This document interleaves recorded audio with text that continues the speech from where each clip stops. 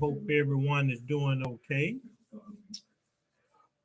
I'd like to take the time to welcome you to another Morning Glory Apostolic Prophetic Center video.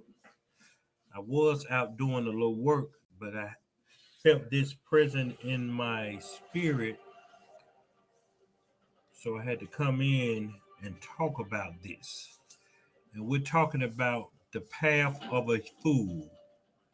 The path of a fool. And we're going to be in Proverbs chapter 26. Because as many of us that claim we hear the voice of God, we're doing God's will, or we're waiting on God to release us from certain obligations. One thing God wanted me to make clear is to make sure that what we were doing is not because of some of us praying with a made up mind, or some of us just being silly to the intent that we are destroying everything that God may have allowed you to build. So when we talk about the path of a fool, we're just going to use the book of Proverbs because basically it deals with wisdom. And sometimes it causes us to see things in a different light, especially when it's talked to us instead of just read, because a lot of people will use a scripture and put a scripture up, but they don't teach it into the intent of the revelations that's always hidden in scripture. So I like to say a lot of times, if you're reading the Bible, don't just read it to read it. Let the Bible reveal itself to you. Because one thing God first told me, he said, as much as anybody got, he says only two ways the Bible will speak. That's interpretation, revelation, and revelation, interpretation. That means the Bible reads itself based on itself to bring you an understanding of itself. Proverbs chapter 26, it says, as snow in summer and as rain is harvest, as a rain in harvest, so honor is not seemingly for a fool. So basically, Solomon was teaching his son in this particular chapter about being a fool. Some kind of way, maybe Solomon's sons were doing things that not God-like, and instead of just coming out telling them they stupid, he just called them a fool, you know. So what we got to realize when we talk about as snow in summer and rain in harvest, so honor is not fitting for the fool. You got to put your mind in the midst of a farmer. Okay, and what God is saying to some of us, we're out of order. That's what that means. Because a snowfall in summer would mean something's out of order, which means it would destroy the crops. But watch this. Too much rain on the crops would destroy the crops also. And so a lot of y'all are destroying things because your thinking is out of order. You're trying to process God in a way to accept something that you want. And in doing so, he's trying to tell you you're a fool for doing this. But what did I say last night? A lot of us listen to people who say they know God, but have not a relationship with God. We proved that over in the book of Job, where Elihu went on 2 whole chapters talking about he's speaking from God, and God gave him wisdom. And then when God finally spoke to Job, God asked the question, who is this fool that's speaking for me without knowledge? And see, that's why I try to teach people, make sure you have your own relationship with God. Because if you don't have your own relationship with God, people can be able to manipulate you, say anything to you, and you around here speaking something that ain't even of God. Like y'all be out there, the fake becoming before the real. They should have put that up there as a fool. How the fake come before the real and you need the real to duplicate the fake? That sounds so stupid. But every Sunday, billions of y'all, if y'all hear that, y'all go to clap. That's right, preacher. That's right, teacher. It don't make sense. So what we talking about is honor is not fitting for a food, because honor for the food is also out of place. See, we giving people honor that don't even deserve honor. We leaving people going to see other people thinking that person gonna treat me like the person I got. Just suppose a woman leave her husband and go to another man just because you ain't getting what you want from your man. But the man you went to, he giving you everything you want, but he a woman beater. Suppose you leave your wife to go find another woman, and she give you everything you said your wife didn't give you. But guess what? She a con artist. See, we got to think of the foolish things we deal with and the things we think of. Is it based on what God really telling us? Or is something we say to make ourselves feel good about what we're doing? Verse 2 says, as the bird by wandering, as the swallow by flies, so the curse causeless shall not come. Now listen and listen good. What you got to understand is that these two type of birds, they can fly for hours without even land. They never get tired. Because God made them in that purpose to fly as long as you want and not get tired. So when it talking about a curse without cause shall not come, so the curse cause shall not come. Listen here, just because somebody leaving you, don't try to curse them. That's what the Bible says. You can't curse. You can't curse what God would bless or however it goes. It's in there somewhere. You got a lot of people that somebody say they spoke a curse over me. God is the only one that has the authority to speak a curse over your life. And how would you know when God's speaking a curse over your life? You will see that your life cursed. But you walk around here and you think just because you done left a church, you done left a leader, you done left a man, that your life gonna be cursed. Stop giving people power or authority to speak something in your life that they don't even understand that deal with their life. One thing a lot of people fail to realize, they fail to realize that you got to be in the will of God to even know what a curse consists of. Because see, when God bring a curse, it'll be so minute that you don't even know that you're being cursed. So stop trying to wish something bad on people because they left you. They left a relationship. They left a marriage. They left a friendship. Stop trying to think that you are the only one that can make them happy. Stop trying to think that you're the only one that they can get down in the bedroom. You the only one with money. Sometimes you got to let something go because watch this. To keep it, then it'll curse you. So you got to know when to let something go. Verse 3 say, a whip for the horse, a bridle for the ass, and a rod for the fool's back. Answer not a fool according to his folly, lest they also be like unto him. See, when we talk about verse 3, it's talking about force. A lot of people trying to force something like a fool instead of letting it go. A whip for the horse, a bridle for the ass, and a rod for the fool's back. See, if God got to whoop you to let something go, then that means you out of order. So a lot of us, we sitting around here praying to God to keep something, and he had to show us, I'm trying to teach you how to let it go. That's like watch this.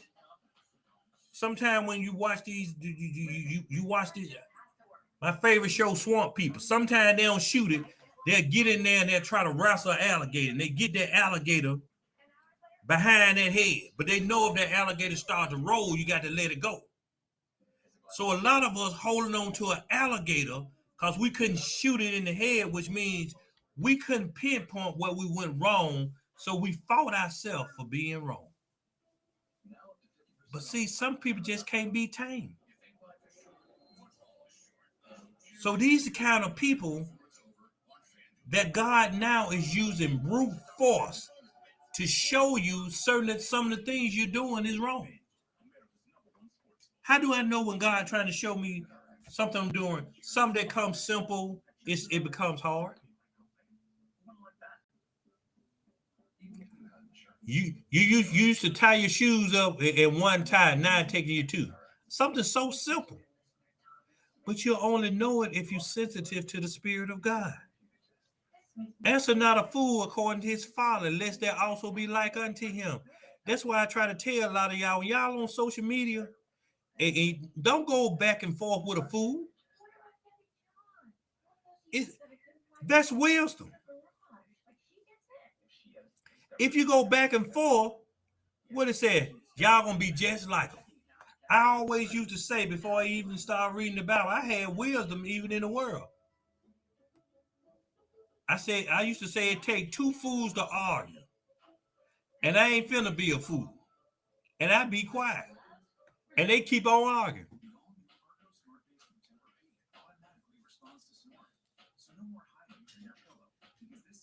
So why you arguing with God trying to plead your case and he already beat you back to tell you to stop doing things you're doing?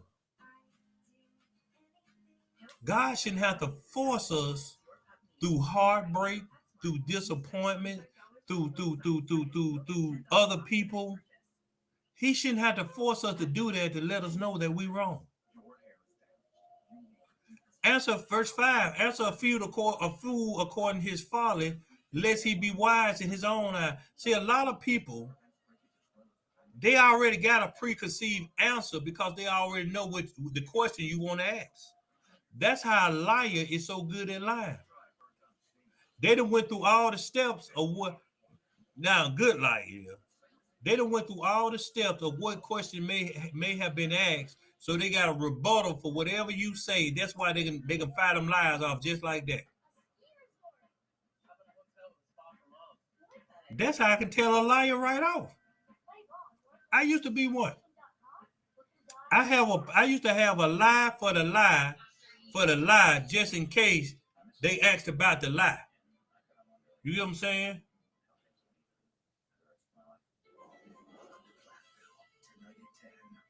I already had it. Where you at? I tell them where I'm at. Am I there? They hang up the phone and call to make sure. Hey, blood because everywhere I say I was gonna be, I already had a person in place to already know what to say. See, that's what happened when you out there. Yeah, he here. I see his car. I probably 2 states over. We're 2 cities over back then. That's why I'm staying in Birmingham. You can't slick a can of oil. That's the wisdom I had in the world. So how much wiser I'll be for God? You can't tell me anything. My facial expression don't change whether you lying or telling the truth, to be honest. So don't think I believe what you say. He that sendeth a message by the hand of a fool, cut it off the feet, and drinketh damage. Some of y'all need to stop telling everybody your business.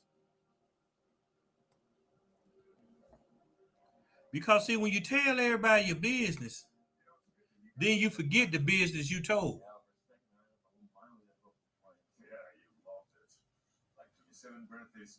So what I'm saying, that's the way God said he chose the foolish things to confound the wise. See, I do something that sounds so stupid, but I know why I do it. When I turn the blues on this phone, people call me crazy. He calling, he doing this, but that's the foolish thing. Because in reality, you don't know why I did it. I know why I did it. Who is this? Ooh, people just be trying to scam any kind of way. So watch this.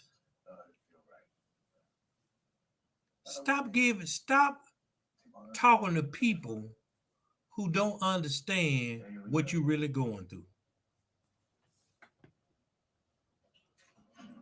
And see, you telling your problems to a gossiper is just like telling your problems to the blog. Everybody and their mammy gonna know about it. Verse 7 said, the legs of the lame are not equal, so is a parable in the mouth of fool. Woo! That says something now.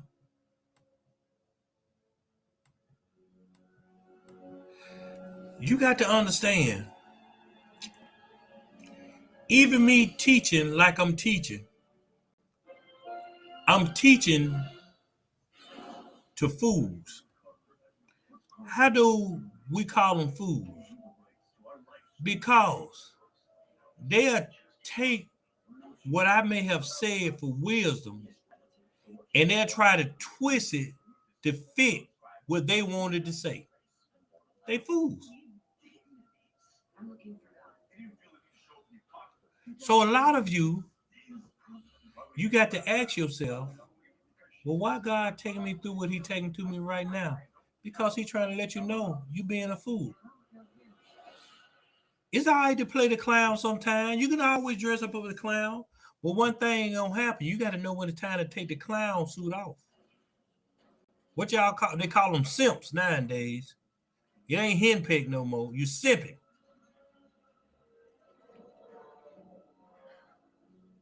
So what we understanding from this brief message that a lot of y'all still playing the fool. And you can't continue to play the fool not when God is trying to get you to come to a place that you know who you are in God. And just because you know who you are in God don't mean you smarter than the person that knows God. So stop playing the fool and use God's wisdom to understand who you are.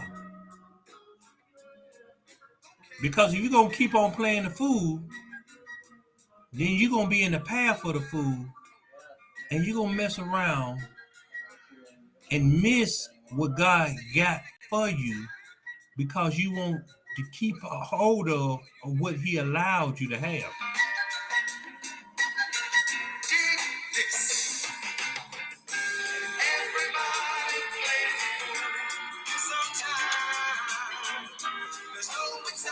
Ain't no exception to the rule. The wisest people, so when we used to be out there selling drugs, we didn't really sell drugs to the crackheads.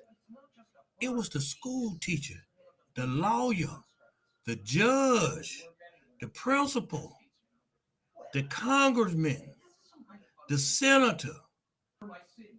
And they would come and give you an $80,000 automobile. Sometimes it's brand new. For $30 and $40 worth of crack, and they let you keep it for 3-4 days. They'll let you have a $500,000 house for the weekend while they go out of town. If you give them $50-$60 worth of crack, and all us in the house in the swimming pool, you know them white folks, boy, they keep the fridge. Woo! Man, I ain't never had no much good food in my life. Food. See, Sometimes God has to take away from us what he allows to have, because just like I said then, we didn't know how to appreciate what we had. We didn't know the value of what we had because we were shortchanging ourselves for what we like. So to give a $500,000 house for sometimes $100 worth of crack, what you like was more important than what God gave you. What God gave you now is more important than what you want to have. Don't be a fool and follow the path of a fool. Just understand God got more for you than what you think you're about to lose.